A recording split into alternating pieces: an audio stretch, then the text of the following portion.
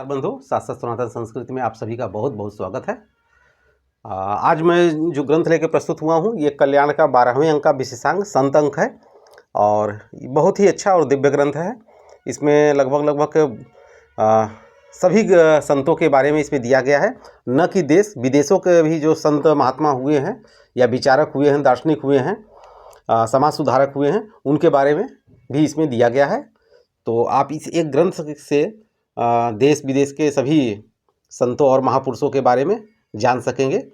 तो आइए देख लेते हैं कि एक छोटी सी इसमें झलक लेंगे हम लोग कि इस ग्रंथ के अंदर किन किन तरह के संतों के बारे में या महात्माओं के बारे में चर्चा की गई है। तो आइए चलिए हम और आप इस पे एक चर्चा कर लेते हैं। प्रस्तुत ग्रंथ जैसा कि आप देख पा रहे होंगे कल्याण का ये संत अंक है और ये कल्याण के 12वें वर्ष का विशेषांक है। तो ग्रंथ तो मेरा ये नया है, लेकिन ये विशेषांक बहुत पुराना है कि ये 12वें वर्ष का विशेषांक है। और इस ग्रंथ की जो कोट संख्या है 627 है। ये गीता प्रेस गोरखपुर से ही प्रकाशित है। यहाँ पे देखिए कितने संतों के चित्रों को यहाँ पे देखिए बनाया गया है। और पीछे ये देखिए यहाँ पे गीता प्रेस गोरखपुर से प्रकाशित कल्याण के पुनर्मुद्रित और जो अन्य विशेषांक है उनके नाम यहाँ पे दे दिए गए हैं। और तो इसके साथ ही चलिए अब हम ग्रंथ के अंदर की ओर चलते हैं।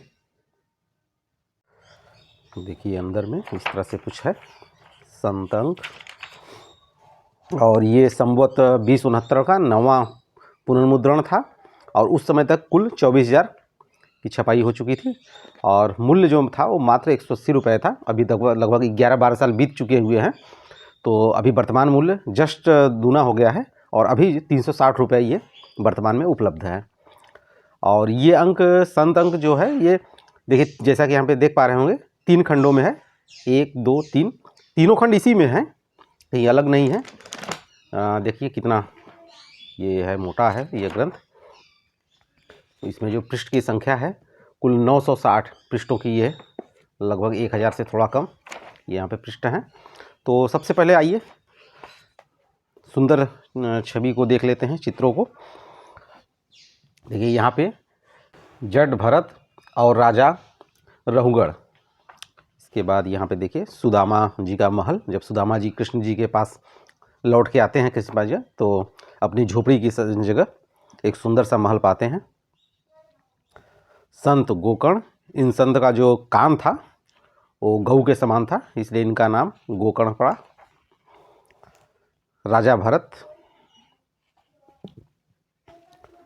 और यहाँ पे ये देखिए श्री विष्णु जी, श्री हरि, इंद्र और युधिष्ठिर, कलयुग और राजा परीक्षित।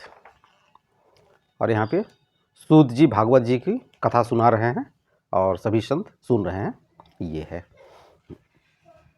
अब आइए देखते हैं, इसमें कोई निवेदन नहीं किया गया है, तो इसमें एक सामान्य सी बात है कि जैसा कि नाम से ही आप समझ पा रहे होंगे कि इनमें विभिन्न दिव्य संतों, देश और विदेश दोनों के जगह के संतों के बारे में, उनके जीवन चरित्र के बारे में यहाँ पे और उनकी उपलब्धियों को यहाँ पे बताया गया है।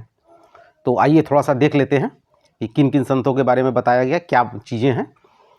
तो जैसे कि यहाँ पे शुरुआत में देखिए संत का स्वरूप, फिर संत, और यहाँ पे देखिए ये जो इसको लिखे हैं, जैसे संत का स्वरूप पूज्यपाद श्री उड़िया बाबा जी के विचार यहाँ पे हैं। फिर संत जो ये लेख लिखा गया है जगत गुरु स्वामी जी श्री स्वरूपानंद जी महाराज, श्री श्री शंकराचार्य शारदा पीठ, इनके द्वारा ये लिखा गया है। आगे संन्यास की विधि और आचरण, संतों की उल्टी चाल, कल्याण, भागवत संतों के लक्षण, इस तरह से यहाँ पे ये पहले तो ये लेख दिए गए हैं। और उसके बाद जैसे यहाँ पे देखिए संत और काव्य, प्रेमी संतों के लक्षण और उनका लक्ष्य, संत और राजनीति, इस तरह से दिया गया है।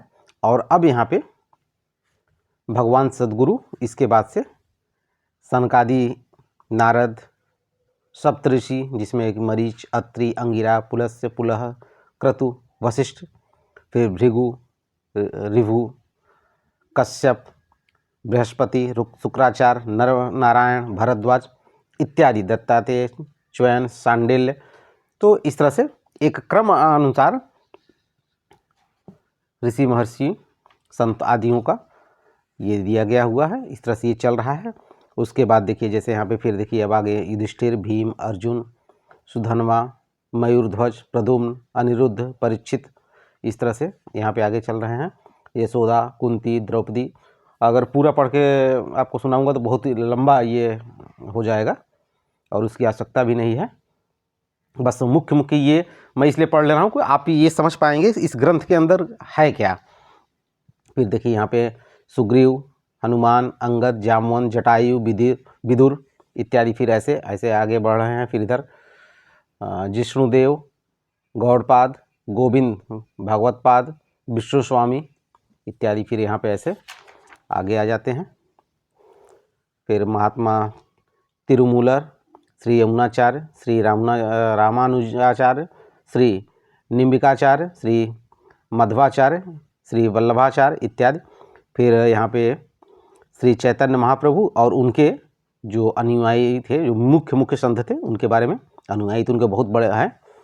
दक्षिण भारत के शैव संत, संत माणिक्यवाचक, संत अपार, संत संबंध इत्यादि, ये ऐसे संत हैं। फिर इधर इसी तरह दिया गया। फिर यहाँ पे देखिए सूफी साधना और संत, जो सूफी साधना थे, जो इस्लाम के सूफी, उनके बारे में भी देखिए यहाँ पे दे दिया गया है। M.A. रविया, मंसूर, बायजीद इत्यादि यहाँ पे देखिए। यहाँ पे एक ये छूट गया था, ये जरूर आपको बताना चाहिए। ग्रीस और रोम देश के कुछ प्राचीन संत जैसे सोलन, सुकरात, अफलातून, अरस्तु, पाइथागोरस इत्यादि बौद्धों के प्राचीन संत। तो लगभग हर मत और पंथ और साथ में धर्म के संतों को भी यहाँ पे दिया गया है। निम्बिकाचार्य संप्रदाय के 5 संत, नाथ संप्रदाय के महासिद्ध इत्यादि संत यहाँ पे दिया गया है। सिख गुरु, उनके बारे में दिया गया है। उदासीनाचार्य श्री चंद्र जी महाराज, उनके बारे में है। अष्टशाप के जो 8 संत माने जाते हैं, सूरदास जी, नंददास जी, कृष्णदास जी, परमानंद जी, कुंभन दास जी, चतुर्भुज दास जी और छित स्वामी, गोविंद स्वामी, भक्त रस खान, उनके बारे में दिया गया है। इसी तरह ये क्रम आगे बढ़ते हैं और यहाँ पे भी देखिए अलग। फिर यहाँ पे देखिए ये प्रथम खंड चल रहा था, अब यहाँ पे द्वितीय खंड आ गया और द्वितीय खंड में फिर देखिए यहाँ पे मुन्ना दास, गोविंद दास, देवी दास जी और इसी तरह हरिदास जी, फिर तुलसी साहब, श्री चैन राम बाबा इत्यादि। फिर भृगु क्षेत्र के कतिपय संत, ये प्रोफेसर पंडित श्री बलदेव जी उपाध्याय, बहुत विद्वत समाज से आते हैं, इन्होंने यहाँ पे ये लेख लिखा है। फिर स्वामी नारायण समुदाय के संतों के बारे में यहाँ पे दिया गया है। इसी तरह यहाँ पे लगभग हर संत के बारे में आपको इस ग्रंथ में किसी की भी अगर आप जानकारी चाहें तो यहाँ पे एक लेख मिल जाएगा। लेख बहुत बड़े नहीं है, लेकिन उस संत के बारे में एक संक्षिप्त आपको जानकारी जरूर प्राप्त हो जाएगी।